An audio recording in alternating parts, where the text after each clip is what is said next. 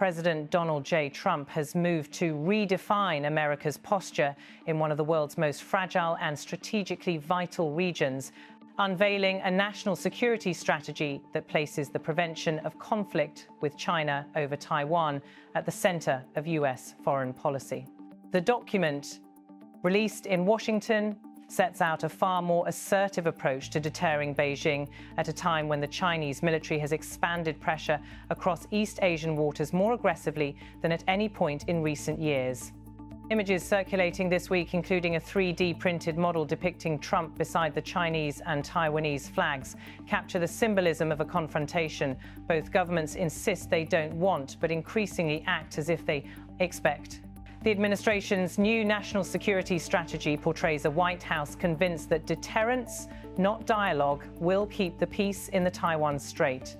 According to the strategy, Washington intends to rely on overwhelming U.S.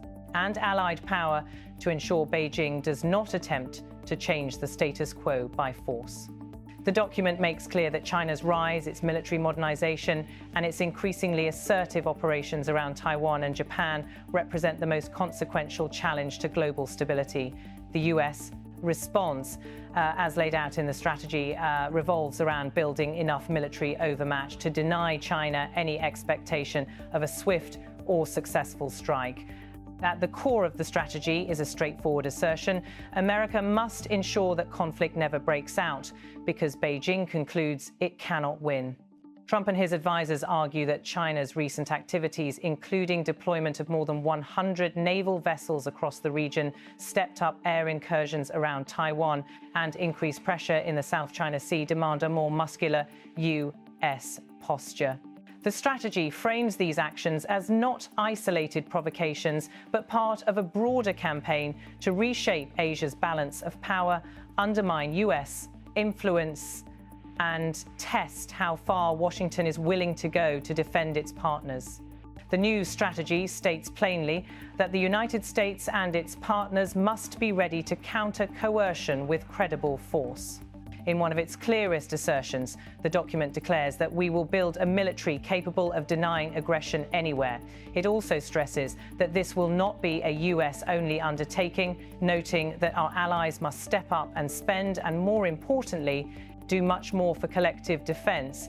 The message is aimed particularly at US partners in Asia, Japan, South Korea, Australia, and increasingly India, who Washington believes must contribute more of their own resources to maintaining regional stability. The administration sees Taiwan as not only a geopolitical flashpoint, but a test of whether America can still shape global outcomes in an era of intense great power competition. Officials say privately that any perception of wavering U.S. commitment could trigger a domino effect across Asia, emboldening China, unsettling Japan, weakening U.S. alliances, and altering global markets that depend heavily on Taiwan's semiconductor production. Deterring conflict, they argue, is not simply about defending an island, but about preserving an entire strategic and economic architecture that underpins the modern world. Trump has simultaneously tried to stabilize personal ties with Chinese President Xi Jinping, aware that the diplomatic channel remains crucial even as the military buildup accelerates. Over the past year, he has publicly spoken of wanting good relations with Xi, and the two leaders have held several extended conversations aimed at preventing misunderstandings. But the strategy document suggests the administration believes goodwill is not enough to manage competition, and that only a combination of strength, readiness, and allied coordination can maintain peace. Officials acknowledge that the strategy marks a turning point in how Washington views its global obligations, while the Indo-Pacific rises to the top of U.S. priorities. Several other regions are significantly downgraded. The Middle East, long considered a central theater for U.S. power projection, now receives a noticeably reduced focus. The administration argues that endless conflicts, shifting energy markets, and a changing global balance no longer justify large U.S. deployments there. Instead, Washington signals a greater emphasis on hemispheric issues closer to home, including migration, narcotics trafficking, and foreign influence campaigns in Latin America and the Caribbean. The document outlines what some analysts have described as a modern-day revival of Monroe Doctrine principles, placing North and South America firmly within Washington's core security perimeter. The strategy's treatment of Europe has already stirred controversy. In language that has reverberated across Allied capitals, the document warns that Europe faces a prospect of civilizational erasure. The phrasing, unusual for a US policy document, reflects deep concerns inside the administration about demographic decline, migration pressures, and what Trump advisors describe as a weakening will to confront external threats. The strategy questions whether all European states can remain reliable long-term partners unless they significantly bolster defense spending and reinforce internal cohesion. That message has alarmed officials in Berlin, Paris, and Brussels, who see it as both a misdiagnosis and a signal of potential US disengagement if European efforts fall short. Senior US defense officials have privately conveyed to NATO counterparts that Washington expects Europe to assume primary responsibility for its own territorial defense by 2027. While American forces would continue supporting alliance operations, the administration argues they should not indefinitely fund the security of nations that fail to invest adequately in their militaries. This shift, while unpopular in some European capitals, aligns with Trump's long-standing belief that US alliances must be reciprocal and performance-based. Beyond military posture, the strategy frames global competition with China as equally economic and technological. Officials argue that the contest for leadership in artificial intelligence, quantum computing, advanced manufacturing, and next-generation telecommunications will shape power balances for decades. The NSS outlines measures to reshore critical industries, protect supply chains, enforce export controls, and restrict technology flows that could enhance China's military capabilities. It emphasizes U.S. strengths, innovation, entrepreneurship, energy abundance, and world-leading scientific research as tools for long-term competition. Even so, the administration stops short of full-scale economic decoupling, arguing instead for selective diversification and risk reduction. Officials say the goal is not to sever commercial ties, but to prevent Beijing from coercing the US or its allies through economic leverage. The strategy also calls for expanded partnerships with India, Japan, Australia, Southeast Asian nations, and European democracies to form what Trump advisors describe as a mesh of resilient supply chains that dilute China's ability to disrupt global markets. The release of the strategy coincides with escalating regional tensions.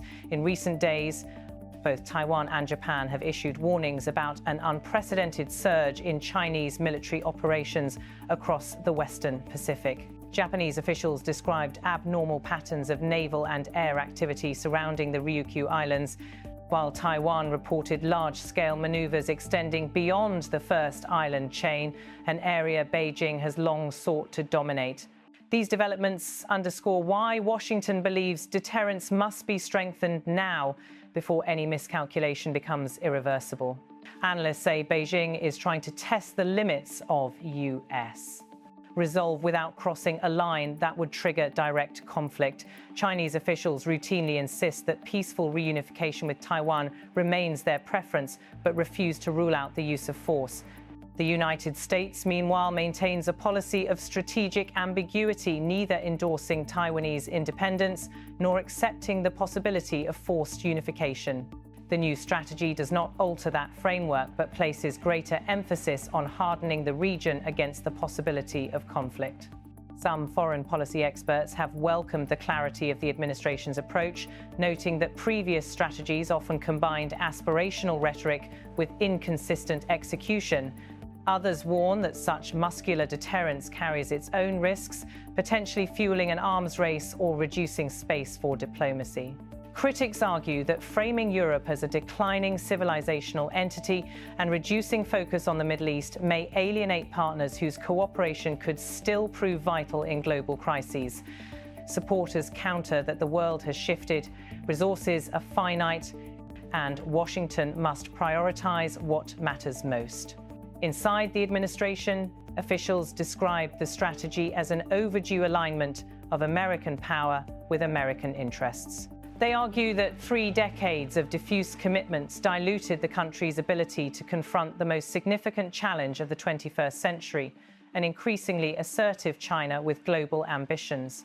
The strategy's authors say that preventing war over Taiwan is not only achievable but essential, and that it demands clarity, strength, and unambiguous preparedness. Despite the tough tone, those involved in drafting the strategy insist the goal is not confrontation, but stability. They point out that deterrence, if credible, is the only mechanism that has consistently prevented conflict across the Taiwan Strait for decades. What has changed, in their view, is the scale of China's capabilities and willingness to test its neighbors' defenses. The question now is whether a combination of US military investment, allied burden sharing, and strategic signaling can preserve peace in the years ahead. For all its strategic ambition, the document ultimately reflects a simple calculation. A conflict over Taiwan would reshape the global economy, fracture alliances, destabilize Asia, and risk drawing in nuclear powers. Preventing such a crisis is now the organizing principle of US national security. Whether this approach succeeds will depend on China's choices, allied cooperation, and Washington's ability to sustain the political and economic commitments required to deter aggression far from home. But for now, Trump's administration is making its position unmistakably clear. Peace, it argues, must rest on strength.